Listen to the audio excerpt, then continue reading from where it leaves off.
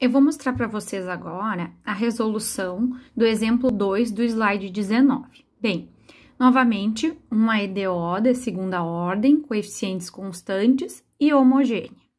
Vou extrair o polinômio característico e aí, então, calcular as raízes.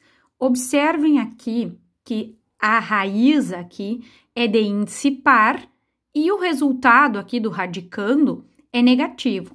Então, o que isso implica? Implica que esse menos aqui, ele na verdade vai ser traduzido como um i quadrado, tá?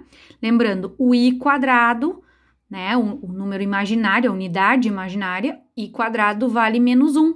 Então, aqui é o mesmo que tivéssemos, o menos 16 é o mesmo que 16i quadrado. O 16 a gente extrai a raiz e o i quadrado como tem aí o ao quadrado, aqui o índice é 2, então a gente pode simplificar e ele sai da raiz, tá? Ou ainda, olhei aqui, né, na raiz é negativa, extrai a raiz normalmente e, como é menos aqui, coloca o i junto ali, tá? Outra coisa que deu para fazer nesse caso é dividir por 2 aqui, tá? Tanto esse pedaço quanto esse. Tá? Então, as duas partes do numerador puderam ser divididas por 2. Foi o que a gente fez.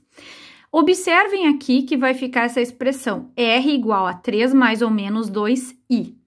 Nesse momento, a gente tem que cuidar. A parte real é o que corresponde ao alfa e a parte imaginária é o que corresponde ao beta. Não se preocupem com o sinal do 2i aqui, tá, pessoal? Esse tratamento com senos e cossenos já considera esse mais ou menos aqui, tá? Aquelas combinações deles lá já foram consideradas e aí você não precisa colocar sinal aqui na parte do beta. No alfa, sim. Se aqui fosse menos 3, viria com sinal. Como é mais 3, vou deixar aqui o mais 3. Então, a parte real vem com o sinal e é o alfa, e a parte imaginária a gente só pega o número, tá? Não vai trazer o i junto, tá? Aí, o formato geral da solução para o caso das raízes complexas, vejam só, é desse jeito aqui, e na alfa t, que multiplica o C1 cosseno de beta t mais C2 seno de beta t. Quem é o nosso alfa? O alfa já foi destacado, é o 3. E o beta aqui vale 2, então não vai trazer sinal aqui para dentro, tá? Bem, nesse caso tem um PVI, tá, pessoal? Como tem um PVI, o y eu tenho, que é a solução geral. Aí eu preciso encontrar o y' aqui, né? Como eu faço isso? Eu vou lá e derivo uma vez a solução geral. Observem que aqui, ó, o e na 3t está multiplicando todo o parênteses. Então, como tem essa função vezes toda essa função do parênteses, eu tenho que fazer isso aqui pela regra do produto, tá? Então, eu vou derivar pela regra do produto. Bem, se eu vou derivar pela regra do produto, primeiro eu derivo o e na 3t, que dá 3e na t, e copio toda essa buchada que tem aqui no parênteses. Copiei. Sinal de mais, porque eu estou na regra do produto, mantenho essa função, que é o e na 3t, e aí derivo essa coisa toda que está dentro do parênteses. Vamos lá. Aqui, para derivar isso aqui, eu preciso usar uma regra da cadeia, porque aqui no argumento do cosseno, nós temos uma função, né? A função 2t, não é só t, tá? Então, como eu faço pela regra da cadeia isso aqui, né? Vai ficar a derivada dessa buchada aqui, derivada de 2t, que é 2, tá? O C1 eu copio porque é constante, e aí a derivada do cosseno de 2t, que é menos seno de 2t, tá? Mais, que está ali, e aqui de novo, né? Derivada do miolo, que é a derivada do 2t, que é 2, o C2, que é constante, e a derivada do seno de 2t, que é o cosseno de 2t. Então, muito cuidado aqui, nós temos um produto. E esse e na 3t aqui, ele não é uma constante, tá, pessoal? Senão, eu poderia fazer a derivada desse vezes a derivada desse. Mas não, aqui é uma função que depende de t e aqui é outra função que depende de t. Então, primeiro, regra do produto, e para derivar esta segunda parte aqui, a gente usa a regra da cadeia. Bem, Tendo a y e a y', eu vou substituir os dados do PVI, do problema do valor inicial. Aqui diz que y de 0 é 7 e y' de 0 é menos 5. Então, o que eu vou fazer? Se y de 0 é 7, significa que eu vou ter que vir nessa expressão aqui da y, e onde tem t, eu vou colocar 0. E onde é o y, eu vou substituir pelo 7. Observem que vai ficar desse modo aqui. Então, tudo que tinha t aqui, eu troquei pelo 0, tá?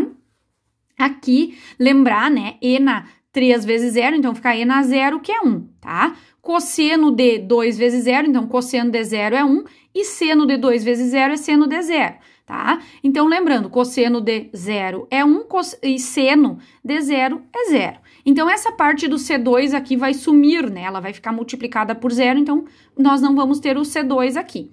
E aí, o C1 vai ficar multiplicado aqui por 1. Então, vai ficar C1 desse lado. E aqui também, né, nós temos o 1, então vai ficar 1, C1 vezes 1. Então, vai ficar só o C1. E do outro lado lá, o 7. Com isso, a gente descobriu que o valor da constante C1 para este problema do valor inicial é 1. Guarda essa informação. Agora, nós vamos utilizar a segunda informação.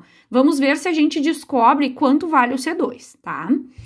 Observem que aqui o y' de 0 é menos 5. Então, eu tenho que vir aqui na solução derivada, tá?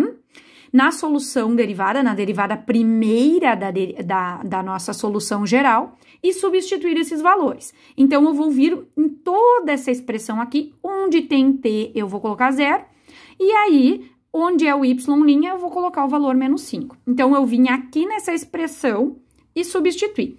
Onde é y', eu botei o menos 5, e onde era lá o t, tudo eu coloquei 0.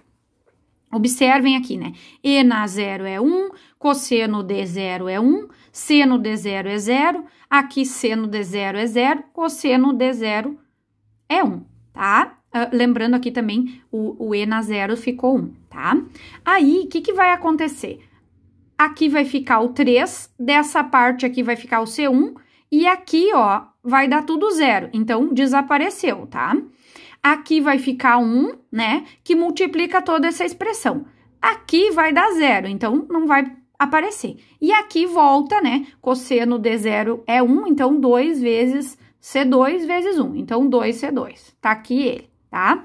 Então, 3 vezes a parte com cosseno e aqui 2 vezes a parte com cosseno. As partes que tem seno vão desaparecer, né? Bom, então, o que aconteceu aqui? Restou isso aqui. Só que nós sabemos, já encontramos que o C1 ali é 7. Então, a gente substitui aqui, acha o C2, tá? E aí, eu volto lá na solução geral e substituo. Onde era C1, eu vou colocar o 7, que foi encontrado. E onde era C2, tá? Onde era o C2 aqui, eu vou colocar o menos 13. Tá? Dentro ali os argumentos do seno e cosseno continuam, aqui o valor do alfa também não vai mudar. Aqui, percebam, chamei de YP, porque esta é a solução particular, a solução deste PVI. Aqui nós temos a solução geral e aqui nós temos a solução particular para aquele PVI dado.